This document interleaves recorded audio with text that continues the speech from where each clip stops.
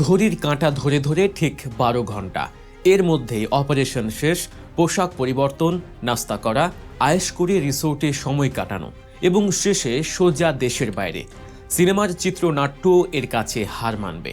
প্রকাশ্য দিবালোকে গুলি করে একজন মানুষ কিভাবে আইনশৃঙ্খলা বাহিনীর নাকের ডগা দিয়ে বর্ডার পার হয়ে গেল? সিসিটিভি ফুটেজে কি এমন ভয়ঙ্কর দৃশ্য ধরা পড়ল যা তদন্তকারীদের ঘুম হারাম করে দিয়েছে? আগারগাঁওয়ের সেই ম্যানহলের ভেতরে আসলে কি লুকিয়ে রাখা হয়েছিল? আর ওদিকে জীবন মৃত্যুর সন্ধিক্ষণে থাকা ওসমানের জন্য খোদ সিঙ্গাপুরের পররাষ্ট্রমন্ত্রী কেন ফোন করলেন ডক্টর ইউনূসকে? আজকের ভিডিওতে আমরা যমুনা টিভির এক্সক্লুসিভ ইনভেস্টিগেশনের প্রতিটি সেকেন্ডের হিসাব, পুরো ঘটনার আদ্যপান্ত বিশ্লেষণ করব, যা শুনলে আপনার গায়ে লোম দাঁড়িয়ে যাবে। গল্পের শুরুটা আসলে গুলির শব্দ দিয়ে নয়। শুরুটা হয়েছিল ভোরবেলায় এক নিরিবিলি রিসোর্টে।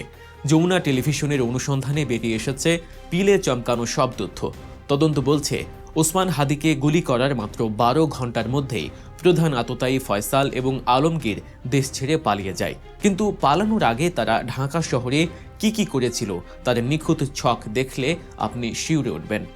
আসুন টাইম লাইন ধরে আগাই। ঘটনার দিন ভোর তখন 5টা 23 মিনিট। তখনও হামলার ঘটনা ঘটেনি। রিপোর্ট অনুযায়ী ভোর 5টা 23 মিনিট থেকে সকাল 8টা 54 মিনিট পর্যন্ত টানা প্রায় 3.5 ঘন্টা আততায়ীরা অবস্থান করছিল হেমায়েতপুরের কাছে গ্রিন জোন নামের এক রিসোর্টে। সেখানে তারা কি করেছিল? তদন্ত বলছে সেখানে ফয়সাল ও আলমগীর ছাড়াও আরও 2 জন সহযোগী ছিল। সবচেয়ে চাঞ্চল্যকর তথ্য হলো সেখানে ফয়সালের বান্ধবী মারিয়াও উপস্থিত ছিল। ধারণা করা হচ্ছে এই নির্জন রিসোর্টে বসেই তারা হামলার চূড়ান্ত ব্লুপ্রিন্ট চেক করে নিচ্ছিল এবং মানসিকভাবে প্রস্তুত হচ্ছিল। এরপর তারা চলে আসে ক্রাইম স্পটে।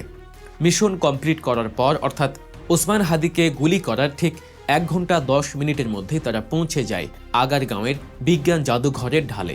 সময় তখন আনুমানিক বিকেল 3:30। ভাবছেন সেখানে কেন? কারণ সেখানেই ছিল তাদের পূর্ব পরিকল্পিত সেফ জোন। বিজ্ঞান জাদুঘরের ঠিক উল্টো পাশে কর্নেল গলিতে ফয়সালের বোনের বাসা। সিসিটিভি ফুটেজে দেখা যায় বিকেল 3টা 30 মিনিটের দিকে তারা একটি বাইক নিয়ে সোজা ফয়সালের বোনের সেই বিল্ডিংয়ের পার্কিংয়ে ঢুকে পড়ে। বিল্ডিংটির নাম আলহাজ ABM নুরুল আমিন চৌধুরী। তবে পার্কিংয়ে ঢোকার আগেই ঘটে এক নাটকীয় ঘটনা। তারা বাইকের নাম্বার প্লেটটি খুলে ফেলে। তদন্তকারীরা ফয়সালের বোনের বাসার সামনে রাস্তার এক ম্যানহলের ঢাকনা খুলে ভেতর থেকে সেই ভুয়া নাম্বার প্লেটটি উদ্ধার করেন। নাম্বারটি ছিল ঢাকা মেট্রো ল 546376। হামলা করার সময় তারা এই ভুয়া নাম্বার প্লেটটি ব্যবহার করেছিল। অর্থাৎ তারা জানতো পুলিশ বাইক ট্র্যাক করবে, তাই কাজ শেষে বাইকটি বোনের বাসার গ্যারেজে ফেলে দেয় এবং নাম্বার প্লেট খুলে ম্যানহোলে ফেলে প্রমাণ লোপাট করে। এরপরে দৃশ্যপট আরও রহস্যজনক। বাইক ফেলে তারা আর নিজস্ব কোনো বাহন ব্যবহার করেনি। তারা সেখান থেকে বের হয়ে বিজ্ঞান জাদুঘর সংলগ্ন স্ট্যান্ড থেকে একটি সিএনজি ঠিক করে। সিএনজিটির নম্বর ছিল ঢাকা মেট্রো থ 137076। সিএনজি চালকের জবানবন্দি অনুযায়ী 2 জন মধ্যবয়স্ক ব্যক্তি তাকে প্রথমে সাভার যাওয়ার কথা বলে, কিন্তু পরে তারা মত বদলায় এবং আমিনবাজার মাইক্রোবাস স্ট্যান্ডে নামিয়ে দিতে বলে। সবচেয়ে সন্দেহজনক বিষয় হলো ঢাকা মেট্রোর সিএনজি সাধারণত আমিনবাজার রুটে যাওয়ার কথা নয়, তবু তারা সেভাবেই গাবতলী হয়ে আমিনবাজার পৌঁছে যায়। সিএনজি চালক জানায় তারা সিএনজি থেকে নেমে ভাড়া মিটিয়ে দেয় এবং টোল দিয়ে চলে যায়। আমিনবাজারে নামার পর তারা কি করলো? তারা কি দৌড়ে পালালো? একদমই না। সিসিটিভি ফুটেজ এবং প্রত্যক্ষদর্শীদের বয়ান অনুযায়ী সিএনজি থেকে নেমে তারা অত্যন্ত স্বাভাবিকভাবে পাশের একটি দোকান থেকে মাস্ক কেনে। এরপর মুখে মাস্ক পরে তারা ভিড়ের মধ্যে মিশে যায়। যমুনা টিভির অনুসন্ধানে দেখা যায় আমিনবাজার বাস স্ট্যান্ডে কোনো সিসি ক্যামেরা বা চেকার না থাকায় তারা সহজেই ভিড়ের মধ্যে হারিয়ে যেতে পেরেছে। তবে সেখান থেকে পাওয়া একমাত্র সিসিটিভি ফুটেজ এবং প্রত্যক্ষদর্শীদের তথ্যে পুলিশ নিশ্চিত হয়েছে যে বিকেল 4:30 থেকে 5টার মধ্যে তারা হেমায়েতপুর হয়ে ময়মনসিংহের হালুয়া ঘাটের দিকে রওনা দেয়। টিম যমুনা যখন এই পুরো রুটটি ফলো করছিল তখন তাদের সাথেও ঘটে এক অদ্ভুত ঘটনা। আমিনবাজার এলাকায় অনুসন্ধান চালানোর সময় মাস্ক পরা কয়েকজন ব্যক্তি টিম যমুনাকে ফলো বা অনুসরণ করছিল, যা প্রমাণ করে অপরাধী চক্রের নেটওয়ার্ক কতটা সক্রিয় এবং তারা এখনও নজরদারি চালাচ্ছে। শেষমেশ হালুয়াঘাটের ভুটিয়াপাড়া সীমান্ত দিয়ে তারা ভারতে পালিয়ে যায়। চিন্তা করে দেখুন, একটি হাই প্রোফাইল শুটিংয়ের পর আততায়ীরা মাস্ক কিনে সিএনজি পাল্টে বাস ধরে এতটা পথ পাড়ি দিল। রিসোর্টে সময় কাটালো, অথচ কোথাও কোনো চেকপোস্টে তারা আটকালো না। এটা কি শুধুই ব্যর্থতা, নাকি এর পেছনে আরও কোনো বড় পরিকল্পনা ছিল?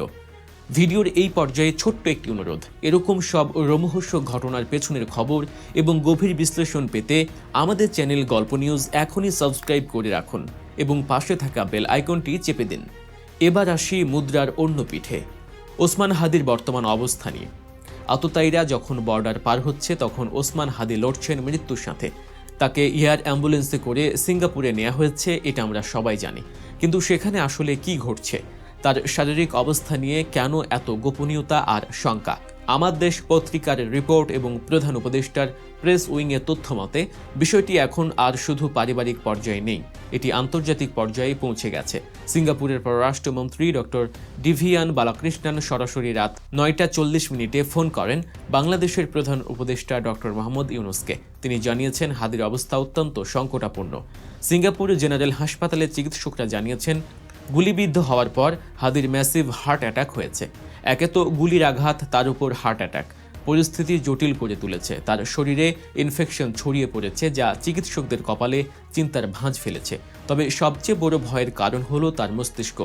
চিকিৎসকরা বলছেন তার মাথায় খুব জটিল একটি অস্ত্রোপচার বা ব্রেন সার্জারি প্রয়োজন। কিন্তু সমস্যা হলো সিঙ্গাপুরের হাসপাতালেও এই মুহূর্তে সেই রিস্কি অপারেশনটি করার মতো শতভাগ কনফিডেন্স ডাক্তাররা পাচ্ছেন না বলে জানিয়েছেন। তবে এজন্য ডাক্তাররা পরামর্শ দিয়েছেন তাকে যুক্তরাজ্যের বার্মিংহামের কুইন এলিজাবেথ হাসপাতালে শিফট করার জন্য, যেখানে নিউরো সার্জারির জন্য আরও উন্নত ব্যবস্থা রয়েছে।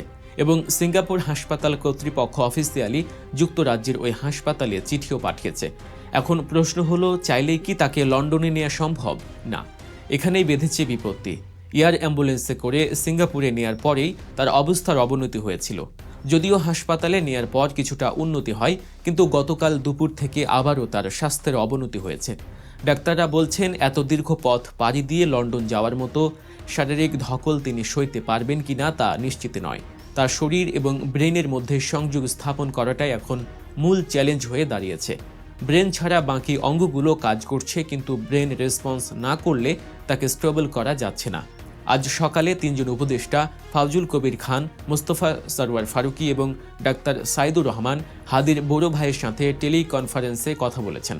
সরকার সব ধরনের সহযোগিতা করতে প্রস্তুত। মেডিকেল রিপোর্ট লন্ডনে পাঠানো হয়েছে। যদি লন্ডনের চিকিৎসকরা সবুজ সংকেত দেন এবং হাদির শরীর যদি ট্রাভেল করার মতো স্টেবল হয়, তবেই তাকে সেখানে নেওয়া হবে। অন্যথায় এই অবস্থায় তাকে মুভ করাটা হবে বিশাল ঝুঁকির কাজ। বর্তমানে তার পরিবার এবং ইনকিলাব মঞ্চ দেশবাসীর কাছে বিশেষ দোয়া আবেদন জানিয়েছে। পুরো ঘটনাটি বিশ্লেষণ করলে দুটি চিত্র আমাদের সামনে আসে। একপাশে অপরাধীদের ঠান্ডা মাথার নিখুঁত পরিকল্পনা। তারা জানতো ভোরবেলা রিসোর্টে মিটিং করতে হবে, অপারেশন শেষে বিজ্ঞান জাদুঘরের ঢালে আসতে হবে, ম্যানহলে নাম্বার প্লেট লুকাতে হবে এবং কোন রুটে বিজয়নগর থেকে আমিনবাজার, তারপর ময়মনসিংহ হয়ে হালুয়াঘাট বর্ডার পার হতে হবে। তাদের পালানো রুট ম্যাপ এবং মাস্ক কিনে নেওয়া ছদ্মবেশ ধারণ সবই ছিল আগে থেকেই ছক কষা। অন্যদিকে একটি তরতাজা প্রাণের বেঁচে থাকার লড়াই। জুলাই গণ অভ্যুত্থানের এই সম্মুখ যোদ্ধা এখন হাসপাতালের বিছানায় অচেতন। তার মস্তিষ্কের সাথে শরীরের সংযোগ বিচ্ছিন্ন প্রায়।